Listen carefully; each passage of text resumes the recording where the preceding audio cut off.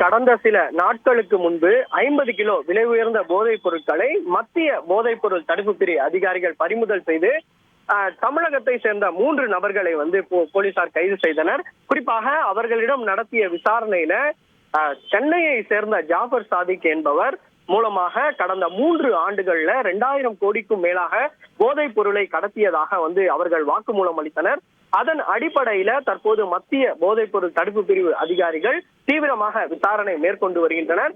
குறிப்பாக இந்த ஜாஃபர் சாதிக் என்பவர் முன்னாள் திமுக நிர்வாகியும் தற்போது சினிமா திரைப்பட தயாரிப்பாளராக இருந்து வருவதும் தெரிய வந்தது.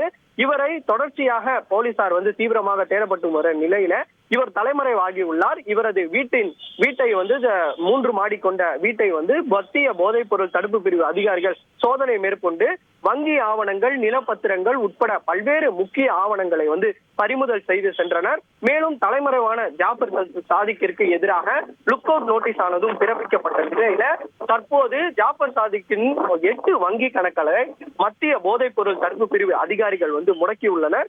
குறிப்பாக இவர் தொடர்ச்சியாக தலைமறைவாக இருந்து வரும் நிலையில இவரது வங்கி கணக்கு ஆவணங்களை அடிப்படையாக வைத்து இந்த வங்கி கணக்குகள் முடக்கப்பட்டுள்ளதாகவும் மத்திய போதைப் பொருள் தடுப்பு பிரிவு அதிகாரிகள் தரப்புல தெரிவிக்கப்பட்டுள்ளது. மேலும் இவர் லுக் அவுட் நோட்டீஸ் இவருக்கு எதிராக பிறப்பிக்கப்பட்டுள்ளதால் இவர் மற்ற நாடுகளுக்கு தப்பி செல்லாத வகையில் அனைத்து விமான நிலையம் கொடுக்கப்பட்டுள்ளது.